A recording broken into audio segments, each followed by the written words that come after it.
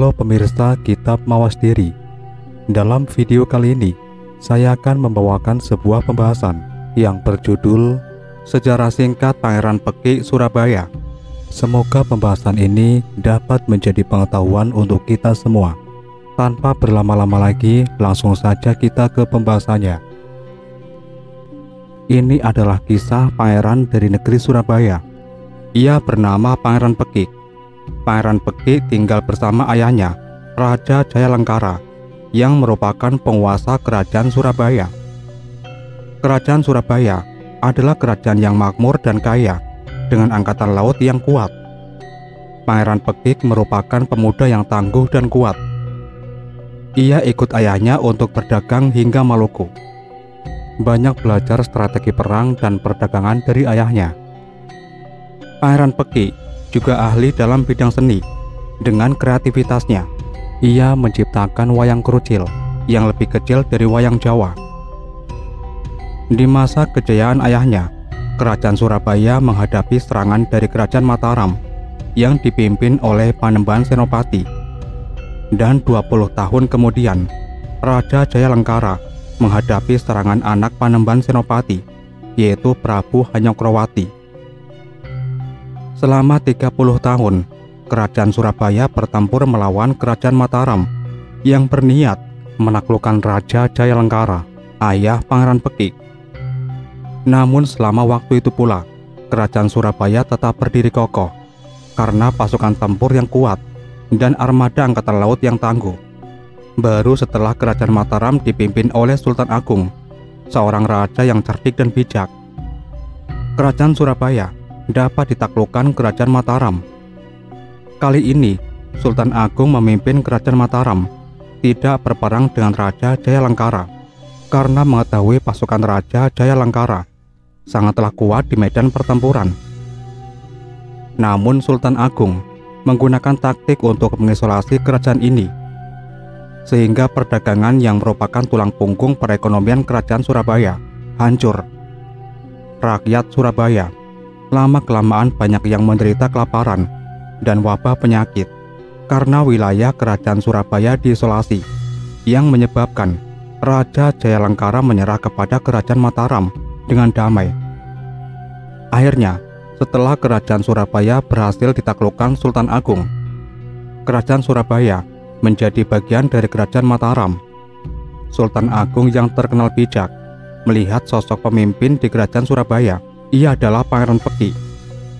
Karena Pangeran Pekik terkenal berani, bijak, dan alim, ia diangkat oleh Sultan Agung menjadi pemimpin ulama di wilayah Ampel. Karena kebaikan hati yang dimiliki oleh Pangeran Pekik, Sultan Agung kemudian berniat menikahkannya dengan adiknya yang bernama Ratu Pandansari. Melihat sosok Pangeran Pekik yang pemberani, baik, dan alim, karena juga pemimpin ulama, Ratu Pandansari setuju untuk menikah dengan Pangeran Pekik.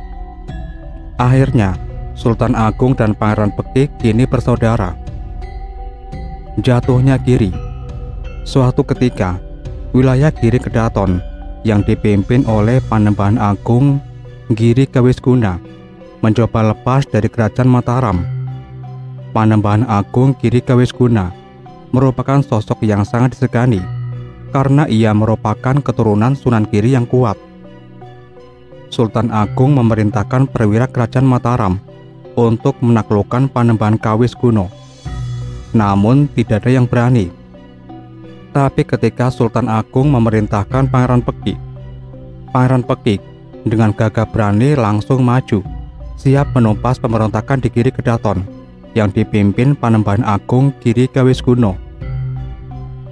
Saya siap menerima perintah dari Sultan untuk menumpas pemberontakan itu, tegas Pangeran Pekik dengan gagah berani. Sultan Agung sangat terkesan dengan keberanian Pangeran Pekik dan memerintahkan pasukannya untuk mendampingi Pangeran Pekik untuk bertempur melawan Panembahan Kawisguna dan pasukannya. Terjadilah perang hebat di Giri Kedaton. Pasukan Pekik menghadapi pasukan Panembahan Agung Giri Kawisguna. Pangeran Pekik dengan pedangnya maju ke medan perang. Anak panah disiapkan oleh pasukan Sultan Agung. pasukan Panembahan Kawis Kuno yang kalah jumlah sangat kerepotan menghadapi serangan Pangeran Peki dan pasukannya. Dengan bekal strategi perang yang dipelajarinya dari ayahnya, Pangeran Peki memerintahkan pasukan panah untuk melesakkan anak panah ke arah pasukan Panembahan Kawis Kuno. Akhirnya, banyak pasukan Panembahan Kawis Kuno yang berguguran. Setelah terdesak, Panembahan Kawis Kuno menyerah kepada Pangeran Peki. Pangeran Peki kembali ke kerajaan Mataram dengan kemenangan. Sultan Agung sangat bangga, dan istrinya, Ratu Pandansari, juga bangga kepada suaminya. Kematian Pangeran Peki. Sejak tahun 1645, Sultan Agung digantikan putranya yang bergelar Amangkurat I sebagai Raja Mataram selanjutnya. Raja baru ini cenderung kurang suka terhadap Pangeran Peki, yang merupakan mertuanya sendiri. Dikisahkan dalam naskah-naskah Babat, Amangkurat I memiliki calon selir, seorang gadis Surabaya bernama Rara Hoyi, putri Ki Mangunjaya. Karena masih kecil, Rara Hoyim pun dititipkan kepada Ki Wiroreja. Setelah dewasa, kecantikan Rara Hoyi menarik hati Pangeran Tejaningrat atau Amangkurat II, putra Amangkurat I yang lahir dari permaisuri yang merupakan putri Pangeran Peki. Pada suatu hari, Pangeran Adipati Anom, Pangeran Tejaningrat, berkunjung ke rumah Tumenggung Wirorejo, bermaksud hanya main-main saja. Dengan tidak terduga bahwa di Katemenggungan ada seorang gadis yang sedang membatik kain. Sang pangeran merasa terpikat hatinya demi melihat gadis cantik molek yang tumbuh di sebuah taman sari Katemenggungan Wirorejan. Begitu pula Rara Hoyi. Setelah bertemu pandangan pertamanya, deras berdebar-debar jantungnya dan segera lari masuk ke pendapa Katemenggungan sambil duduk termangu-mangu. Sang pangeran menunggu kehadiran si cantik jelita, namun tidak mungkin keluar karena malu. Ki Tumenggung Wirorejo keluar menghadap sang pangeran dengan sembahnya.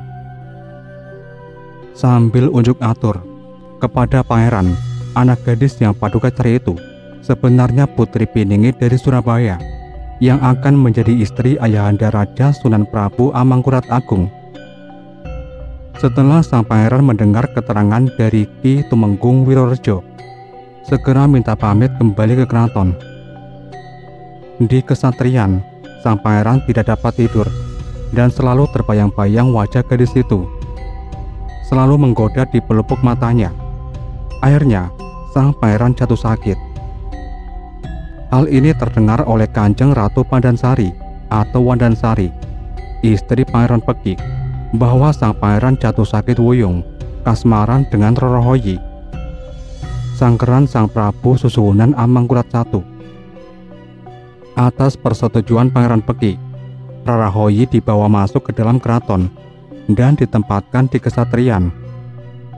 Untuk mengobati penyakit sang pangeran, Pangeran Pekiklah yang bertanggung jawab apabila sang ayah marah. Menurut pendapatnya, mestinya sang ayah mau mengalah dengan anaknya. Ora ono macan arep tegel mangan kokore dewe. Dugaan ini ternyata meleset. Setelah sang Prabu mendengar Rara Hoyi jatuh cinta kepada sang pangeran dan malah mendapat dukungan dari Pangeran Peki, beliau geram dan murka. Maka Pangeran Peki dan Kanjeng Ratu Wandansari serta Pangeran Tejaningrat, begitu pula Tumenggung Wirorejo dan Nyi Tumenggung dipanggil menghadap. Susuhunan Prabu Amangkurat I dalam pasewakan atau rapat yang luar biasa. Sang raja marah-marah dan menjatuhkan hukuman mati kepada Pangeran Peki dan Tumenggung Wirorejo, dan jenazahnya dimakamkan di makam Banyusumrup Imogiri. Selanjutnya, Pangeran Tejaningrat harus membunuh Rara Hoyi dengan tangannya sendiri. Pangeran Tejaningrat dengan membawa keris terhunus meninggalkan Paseban menuju kesatrian. Sesampainya di kesatrian, tidak tega akan menusuk Rara Hoyi. Rara Hoyi tanggap bahwa yang menyebabkan onar di dalam keraton Mataram adalah dirinya Maka setelah melihat sang pangeran membawa keris terhunus, ditubruklah keris itu sehingga tembus sampai ke punggungnya. Rarahoyi meninggal seketika itu juga. Geram sang Prabu Susuhunan Amangkurat belum mereda dan memerintahkan agar kesatrian dibakar habis-habisan. Sedang Pangeran Tecaningrat diasingkan atau dibuang ke hutan larangan atau tutupan. Di hutan tutupan, Pangeran Tecaningrat kedatangan Pangeran Purboyo dan Panteng Wulung yang mengajak Trunojoyo, adik Adipati Cakraningrat dari Sampang Madura. Maksud kedatangan mereka mengajak perundingan agar sang pangeran mau merebut kekuasaan sang ayah Prabu Amangkurat I, karena beliau bertindak sewenang-wenang terhadap anaknya serta kawulonya. Cerita tutur Jawa dalam sejumlah babat menghubungkan kematian Pangeran Peki dengan Roro Oyi. Babat Tanah Jawi jelas-jelas menyebut Pangeran Peki sebagai orang yang punya andil besar atas skandal Roro Oyi dengan putra mahkota. Rangkaian peristiwa mematikan berpangkal pada Roro Oyi diduga berlangsung antara tahun 1668 hingga 1670. Namun data sejarah mengungkapkan hal berbeda. Pangeran Peki telah mangkat bertahun sebelumnya, yaitu 1659. Para ahli sejarah Mataram seperti H.J. de Graaf meyakini ada kekeliruan penyebutan sosok antara Pangeran Peki dan Pangeran Purboyo dalam kasus Roro Oyi. Faktualnya, Purboyolah yang saat itu masih hidup dan terhitung kakek putra mahkota. Menurut tulisan de Graaf, kematian Pangeran Peki pada tahun 1659 merupakan puncak dari intrik yang terjadi di dalam istana. Amangkurat I yang berkuasa demikian gelap mata, sehingga paman yang sekaligus mertuanya pun jadi korban kekalapannya. Sebab pembunuhan Pangeran Peki oleh menantu sekaligus keponakannya sendiri itu tidaklah bersebab tunggal. Berawal dari kedatangan Pangeran Giri atau Gresik ke Keraton Pleret. Ia menemui Sunan dan lama bersimpuh, memeluk kaki sebelum menghibah, dan mengadu dirinya disuruh seseorang agar membunuh Sunan. Ditanya Sunan, siapa pendurhaka itu? Pangeran Giri langsung menunjuk Pangeran Peki tanpa memeriksa. Dalam kemarahannya, Sunan memerintahkan agar mertuanya itu dicari dan dibunuh berikut semua anggota keluarganya. Sebagai catatan silsilah, sejak Sultan Agung menaklukkan Surabaya, segera Pangeran Peki yang merupakan putra Adipati Surabaya dinikahkan dengan Ratu Pandansari, adik kandung Sultan Agung. Dengan hubungan keluarga itu, berarti Ratu Pandansari yang istri Pangeran Peki adalah bibi Sunan Amangkurat I. Kelak, salah seorang putri Pangeran Peki diberi istri Sunan Amangkurat I. Jadilah hubungan yang sangat unik di antara paman dan kemenakan itu. Hukuman mati atas Pangeran Peki yang diisukan berkomplot untuk membunuh Sunan Amangkurat I itu diikuti pembunuhan terhadap istrinya Ratu Pandansari dan anak-anaknya, termasuk seorang anaknya yang masih kecil. Pangeran Peki dan Ratu Pandansari, menurut Serat Kanda, dibunuh dengan cara dijerat pakai tali. Ini cara yang lazim dipakai untuk mengeksekusi para pejabat istana dan bangsawan tinggi. Peristiwa ini terjadi pada tanggal 21 Februari 1659. Anak perempuan Pangeran Peki yang diberi istri Sunan Amangkurat I, berikut 7 putra-putranya juga dibunuh di makam Banyu Sumurup. Kini dapat disaksikan di dekat pusara Pangeran Peki terdapat makam bernisan kecil. Itulah nisan Pangeran Timur, putra Pangeran Peki dan Ratu Pandansari. Sang ratu sendiri dimakamkan di Pamijatan Imogiri sesuai haknya sebagai putri raja atau Sultan Agung. Dari daftar yang tertera di komplek makam, dari 52 nisan penanda di Banyu Sumurup yang terkait dengan Pangeran Peki, ada 32 nama yang tersebut namanya. Ini tidak termasuk nama Raden Ronggo Prawiro Tirjo III yang berbeda masa. Ke-32 nama itu adalah Pangeran Lamongan, Rai Tiutang, Rai Kleting Wulung, Rai Jambul, Kanjeng Gusti Pangeran Timur, Pangeran Demang, Ratu Lembah, Raden Kertonegoro, Singo Lesmono, Martopuro, Kertonadi, Wongso Kusumo, Jogorogo, Cokronagoro, Singorowo, Jonoruto, Tomo, Prawiro Tarung, Anggojoyo. Berikutnya Raden Tondo, Raden Lamongan, Kertopuro, Karyonegoro, Wirokusumo, Iro Wongso, Wongso Citro, Wirosari, Aryo Kusumo, dan Atmojo Kusumo. Secara khusus, Roro Oyi ditulis namanya dengan sebutan Kanjeng Ratu Mangkurat. Catatan The Graph, kelak kematian Pangeran Peki ini membuahkan dendam kesumat di benak putra mahkota atau Pangeran Tejoningrat yang menggantikan Sunan Amangkurat I, Tegalwangi, sebagai Sunan Amangkurat II. Kebenciannya pada Pangeran Giri atau Panembahan Giri yang kemudian dianggap keramat sampai pada tahap kesumat. Ia berusaha menghancurkan Giri, namun tidak pernah terlaksana, menyusul keruntuhan perlahan Mataram era Mangkurat I. Sampai di sini dulu pembahasan kita kali ini, dan nantikan pembahasan-pembahasan berikutnya tetap di channel Kitab Mawas Diri.